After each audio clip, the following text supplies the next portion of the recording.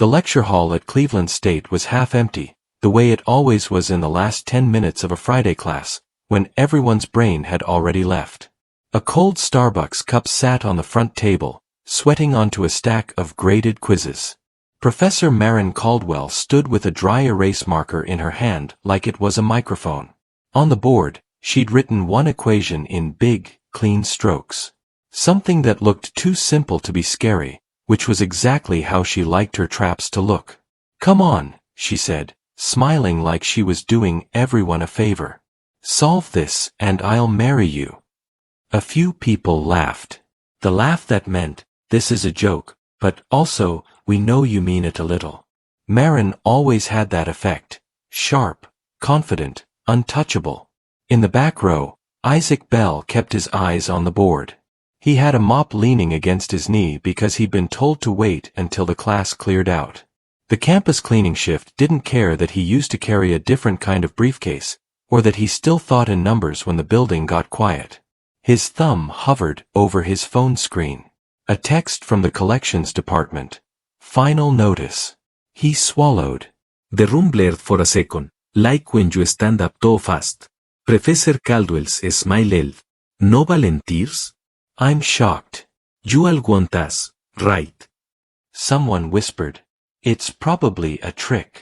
Marin turned, uncapped the marker again, and underlined the equation like she was underlining their disappointment. In that moment, Isaac stood up without fully deciding to. His knees popped. Every head that wasn't already down on a laptop turned toward him, like a sudden noise had pulled them out of themselves. He cleared his throat. "I can." Marin blinked. Not a cruel blink. A surprised one. Then her smile widened, polite and automatic. "The can't you have a stranger who wandered into your space?" "You can what?" she asked, already knowing the answer. "Solve it," he said. The room made that soft sound it makes when people decide something is funny but aren't sure yet if they're allowed to laugh. Marin tilted her head, scanning him.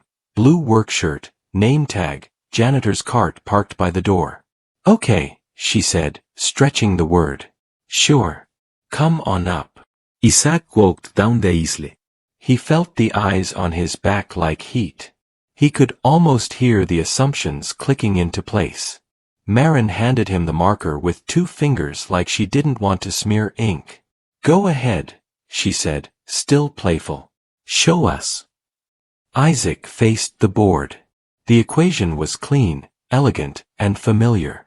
He didn't need to guess. He didn't need to try. He just needed to breathe. His phone buzzed again in his pocket. He ignored it. He wrote the first line. Then the second.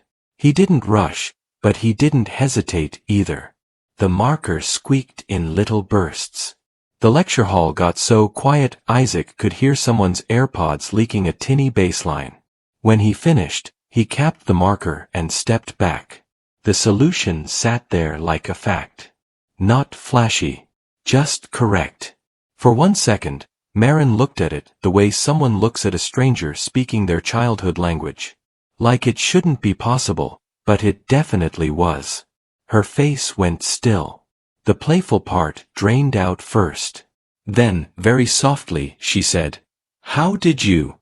Isaac kept his voice even, because that was what you did when you were trying not to show how much you needed something, anything, to go right.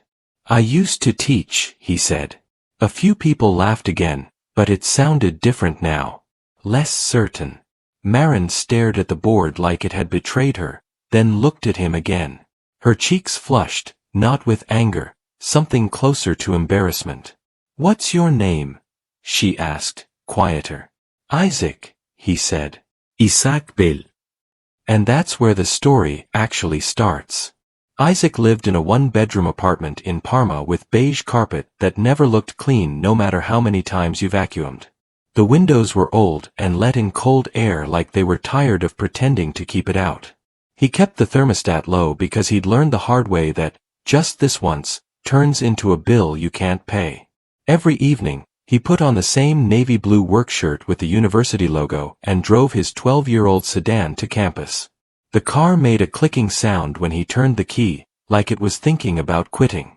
The check engine light had been on so long it felt like a permanent feature, like a mole on a face. He worked nights because the campus was cheaper to clean when it was empty. There were fewer people to complain. Fewer eyes to judge. Less reminder of what he used to be. Isaac wasn't young, but he wasn't old either. Mid-30s, strong hands, tired eyes. The kind of tired you get when you're always calculating. Not big, dramatic math. The small kind, gas, rent, groceries, late fees. The mental spreadsheet running in the background while you pretend you're listening to someone talk about weekend plans you can't afford. He had a daughter named Maya who lived across town with her mom. Maya was 9 and already had the habit of watching his face when he spoke, like she was checking for honesty. Isaac loved her more than he'd ever loved his own dreams, but that didn't make the guilt less sharp. Some months he was a great dad. Pizza nights, library trips, goofy science experiments at the kitchen table. Other months he was a voice memo and a promised soon that never sounded convincing, even to him. His ex-wife, Tasha, didn't yell anymore. That stage had passed. Now she sounded careful, like everything she said had been rewritten in her head first. "You can't keep being late," she told him on the phone one Thursday while Isaac wiped down a row of sticky tables in the student union. "I'm not trying to be mean. I'm just, I can't carry everything." I'm not trying to be late, he said. He kept his voice low because students were still around, laughing too loudly, living too easily. "Work's been. It's always work," she said, and there was no anger in it. Just tired truth. "Maya asked me if you don't come because you don't like being around us anymore." Isaac swallowed so hard his throat hurt. He stared at a smear of ketchup on the table, like it was something he could fix if he scrubbed hard enough. "That's not true," he said. "Tell her that's not true." "I did," Tasha replied. "But you have to show her." "Not me. Her." After that call, Isaac walked through the campus hallways feeling like he was moving underwater. The posters on the walls, career fairs, study abroad info sessions, tutoring services, looked like advertisements for a life he'd been kicked out of. He had been a math instructor once. Not famous, not tenured, but proud. He'd liked it. He'd liked making complicated things feel possible for students who'd already decided they weren't math people. Then came his mother's stroke. The hospital bills. The long drive every day. The missed deadlines. The budget cuts. The administrative meetings where people used polite words to tell him he was replaceable. When his contract ended, nobody fought for him. He didn't fight for himself either. He was too busy keeping his mom alive and his daughter fed. He told himself it was temporary. A pause. 3 years later, he was still paused. The night of the equation, he went home and sat in his car in the parking lot, engine off, hands on the steering wheel. He stared at the dark windows of his apartment building and felt the same question return like it always did. Is this it now? His phone buzzed again. He didn't have to check to know it was money. Instead, he opened Maya's last voicemail. Her voice was small and bright. "Hi, Dad. I drew you a picture of us at the zoo. I made the lion smile because you told me even scary things can be kind sometimes. Calme back okay. Love you." Isaac sat there until his eyes burned, then he wiped his face with his sleeve, went upstairs, and ate cereal for dinner like a man who was trying not to fall apart. He didn't tell anyone what happened in that lecture hall. He figured it was a weird moment, something students would turn into a joke by Monday. But the internet didn't work like that. By Monday morning, Isaac knew something was off before he even reached campus. His phone had 5 missed calls from unknown numbers and a voicemail from his supervisor asking him to stop by the office before starting his shift. That alone wasn't strange. What was strange was the way people looked at him when he pushed his cleaning cart down the main hallway. Not rude. Not friendly either. Just aware. 2 students whispered and smiled. One nodded at him like they shared a secret. Isaac kept his eyes forward. He'd learned that attention rarely meant good news. The supervisor's office smelled like burnt coffee and printer toner. Dave, a man who'd been at the university long enough to stop dreaming about leaving it, sat behind his desk with his hands folded. "Close the door," Dave said. Isaac did. His chest tightened. He thought about rent. About Maya's school shoes with the worn-out soles. Dave cleared his throat. "So, I'm guessing you've been online this weekend." Isaac shook his head. "Not really." Dave slid his phone across the desk. On the screen was a short video. Grainy but clear enough. A lecture hall. Habite board. A janitor with a marker in his hand. Isaac felt his stomach drop. The caption read, "Janitor silences arrogant professor with one equation." "I didn't post it," Isaac said quickly. "I didn't even know anyone recorded." "I know," Dave said, holding up a hand. "Relax. You're not in trouble." That sentence didn't calm Isaac the way it should have. It just made the next part feel heavier. "It's got like 2 million views," Dave continued. "People are talking." Isaac stared at the phone. He watched himself write. Watched Professor Caldwell's face change. He looked older on screen. Smaller somehow. "I didn't mean to embarrass her," Isaac said. "She was joking. I think." Dave leaned back. Internet doesn't care about context. They picked a villain already. Isaac nodded. He knew that feeling. Being flattened into a role you didn't choose. "You're good at math?" Dave asked, like he was still trying to catch up. Isaac gave a tired half smile. "I used to be." Dave rubbed his face. "Look." HR might reach out. The department chair too. "Just don't do interviews without talking to someone first." "Interviews." Isaac repeated. Dave shrugged. "Welcome to 2025. Isaac left the office with his head buzzing. The hallway felt louder than usual. He pushed his cart into a storage closet and sat on an upside-down bucket, trying to slow his breathing. He checked his phone. Messages from numbers he didn't recognize. Some kind. Some mean. Some asking if he was available for comment. One from Tasha. Maya saw the video. "Says proud of you. Calme." That one hit hardest. He waited until lunch break to call her. He sat outside on a concrete bench, the October air sharp and clean. "You okay?" Tasha asked. "I think so," he said. "This is weird." Maya grabbed the phone. "Dad. You're famous."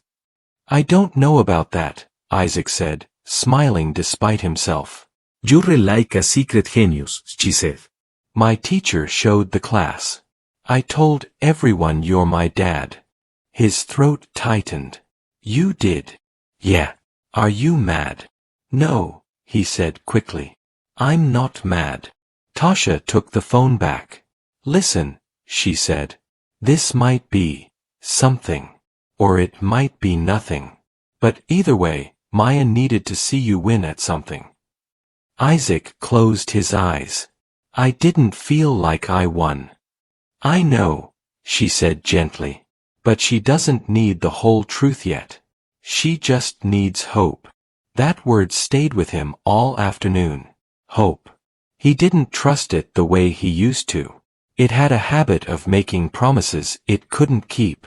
Later that evening, as he wiped down a classroom, someone cleared their throat behind him. "Isaac." He turned. Professor Marin Caldwell stood in the doorway, holding a laptop against her chest like a shield. She looked different without the podium.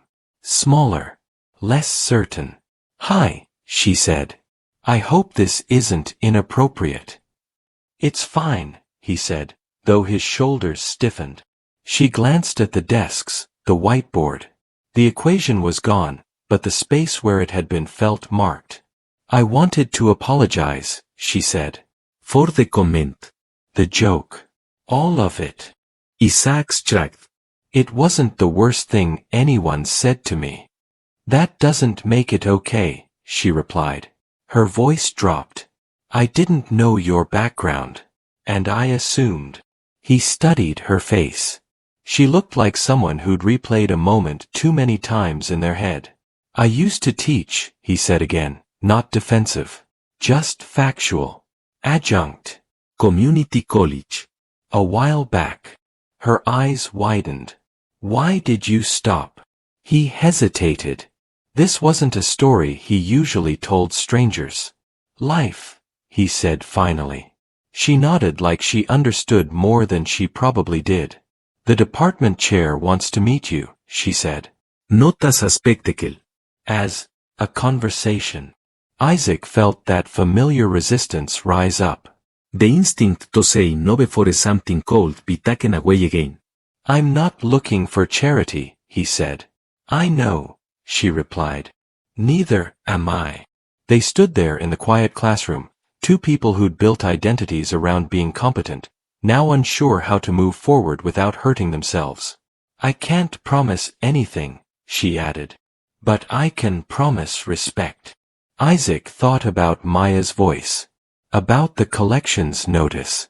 About the years he'd spent shrinking himself to fit a role that paid just enough to survive. Okay, he said. I'll talk. Marin exhaled, like she'd been holding her breath. Thank you. As she left, Isaac sat down in one of the student chairs. It creaked under his weight. He stared at the board and imagined writing again. Teaching again. The thought scared him more than failing ever had. Because wanting something meant risking disappointment. And Isaac wasn't sure how many more times he could afford to lose. The meeting was scheduled for Wednesday at 10 a.m., which meant Isaac had to take unpaid time off. That alone made his stomach hurt. He spent the night before lying awake on his couch, the TV on but muted, watching light from passing cars slide across the ceiling. He kept running the same argument in his head, like a proof he couldn't quite finish. If this worked out, everything changed. If it didn't, he'd still have rent due on the first and a car that sounded worse every morning. Hope had a cost. He felt it now. In the morning, he put on the only button-down shirt he owned, wrinkled from sitting in the back of his closet. He ironed it badly, burned his finger, swore under his breath. He looked at himself in the bathroom mirror and tried to remember the version of him that used to belong in offices and meetings. That man felt like a stranger. The department chair's office was on the third floor, overlooking a parking lot full of faculty cars. Isaac arrived 10 minutes early and sat in a plastic chair, hands folded, watching people walk by with coffee and confidence. When they called him in, there were 3 people waiting. The chair, a woman in her 50s with tired eyes. An HR rep who smiled too much. And Marin, sitting slightly off to the side, quiet. They asked him about his background. His degrees. Why he left teaching. He answered carefully, aware of how easily honesty could sound like an excuse. I didn't plan for my life to look like this, he said at one point, then wished he'd phrased it differently. The chair nodded. Most people don't. They talked about a possible tutoring role. Part-time. No guarantees. Maybe guest lectures down the line. Isaac heard the words but felt a gap between them and reality, like a bridge that hadn't been built yet. When the meeting ended, they thanked him and said they'd be in touch. That phrase landed exactly how it always did. Soft, non-committal, easy to forget. Isaac walked out into the hallway and felt something inside him crack. Not dramatically. Just enough to sting. He went back to work that night, pushing his cart through familiar corridors. Everything looked the same. The floors still needed mopping. The trash still needed emptying. The world hadn't shifted just because he'd let himself imagine it might. Halfway through his shift, his supervisor called him into the office again. I'm not supposed to say this, Dave said, lowering his voice. But I overheard some stuff. They like you. They're just slow. Isaac nodded. Slow costs money. Dave grimaced. Yeah. Later, Isaac sat alone in a lecture hall, wiping down desks that still held faint outlines of notes and coffee rings. He thought about Marin. About how easily she moved through this world. How easily he used to. A thought crept in, unwanted and heavy. What if this isn't about ability? What if it's just too late? He pulled out his phone and opened the collections email. Final notice. The words blurred together. He did the math automatically. Even if he got the tutoring job, even if it paid decently, it wouldn't fix everything. Not right away. He felt stupid for thinking one viral moment could undo years of damage. On his break, he called Tasha. I don't think anything's going to happen, he said before she could speak. She was quiet for a second. Did they say no? No, he admitted. They didn't say anything. That's not the same, she said. It feels the same. He heard Maya in the background, humming to herself. Something in his chest tightened. I'm tired, he said. I'm tired of almost. I know, Tasha replied. But if you quit now, what do you tell her later? He didn't answer. He didn't have one. That night, he stayed late, long after his shift ended, scrubbing a hallway that didn't need it. He worked until his arms ached because physical exhaustion was easier than thinking. As he packed up to leave, he noticed a folded piece of paper on his cart. He didn't remember putting it there. It was a note. Handwritten. Isaac, I know waiting is hard. I just wanted you to know I spoke up. Not because of the video. Because you reminded me why I started teaching in the first place. M. He stood there longer than necessary, holding the note like it might disappear if he didn't. On the drive home, his car sputtered and stalled at a red light. Horns blared behind him. His heart raced as he restarted the engine, hands shaking. When he finally made it to his apartment, he sat in the dark and laughed once, sharp and bitter. The sound surprised him. This was the breaking point, not a single moment, but the pileup of small ones. The fear that wanting more was irresponsible. The belief that stability, even if it was small and suffocating, was safer than hope. He thought about quitting the campus job search entirely. About finding a second night shift somewhere else. About telling Maya that sometimes life just narrows, and you learn to fit inside it. That thought hurt more than any bill. Isaac lay down on the couch and stared at the ceiling, the note still in his hand. He didn't know if he was strong enough to keep pushing. But for the first time in a long while, he knew what he'd lose if he stopped. Isaac didn't sleep much that night. Not because he was wired or anxious in a dramatic way, but because his brain wouldn't stop revisiting ordinary moments and asking what they meant. The note from Marin sat on the kitchen counter next to an overdue utility bill. 2 pieces of paper. 2 very different weights.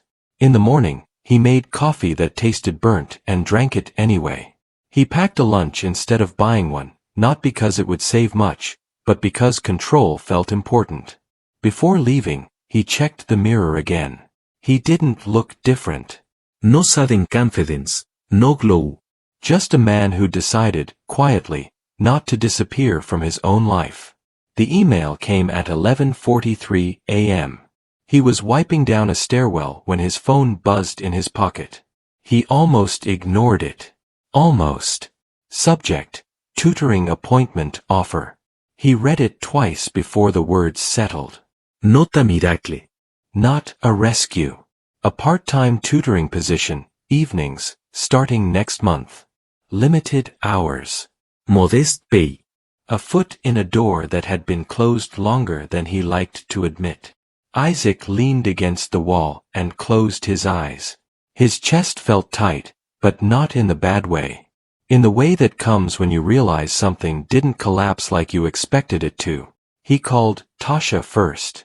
They offered me something, he said. That sounds like good news, she replied carefully, like she didn't want to scare it away. It's small, he said. Most real things are, she said. Then she paused. Ieyetel Maya. No, Isaac said quickly. Let me. He called his daughter that evening from his car, parked outside her building. I might start helping college students with math, he told her. There was a pause. Then, like a teacher? Kind of, he said. Not full-time. But, yeah. I knew it, she said, satisfied. You like explaining stuff. He laughed, soft and real. Ido. Does that mean you'll be less tired? He thought about that. About the late nights, the double shifts, the slow climb ahead. Not right away, he said honestly. But I'm working on it. That's okay, she said. I can wait. After the call, Isaac sat there longer than necessary, watching people come and go. No one clapped. No music swelled. The world kept moving like it always did. Over the next few weeks, he settled into a new rhythm. Mopping floors at night. Tutoring students twice a week. Sitting across from nervous freshmen who reminded him of himself, explaining problems step by step until their shoulders dropped and their eyes lit up. Marin stopped by once during a session, nodded at him, nothing more. They didn't become friends. They didn't become anything dramatic. Just two professionals who'd adjusted their understanding of each other. Money was still tight. The car still made that noise. The bills didn't vanish. But something shifted internally, subtle and steady. Isaac stopped thinking of himself as someone who'd failed and started thinking of himself as someone in transition. One evening, after a long day, he sat at his small kitchen table and helped Maya with her homework over video chat. She showed him her math worksheet, proud and serious. Can you check number 6? She asked. He smiled. Let's do it together. Later, alone again, Isaac cleaned up the kitchen and turned off the lights. He stood by the window for a moment, looking out at the parking lot, thinking about how easily a person can be overlooked, and how dangerous it is to start believing that means you don't matter. Life hadn't fixed itself, but it had cracked open just enough to let something better breathe. And for the first time in a long while, Isaac believed that was enough to keep going. He turned off the light, already thinking about tomorrow. Not with fear, but with a quiet, earned sense of worth. If this story felt familiar, if you've ever been underestimated or stuck between who you were and who you're trying to become, your moment might not look loud or perfect either. Sometimes it's just a small chance, offered quietly, waiting for you to accept it.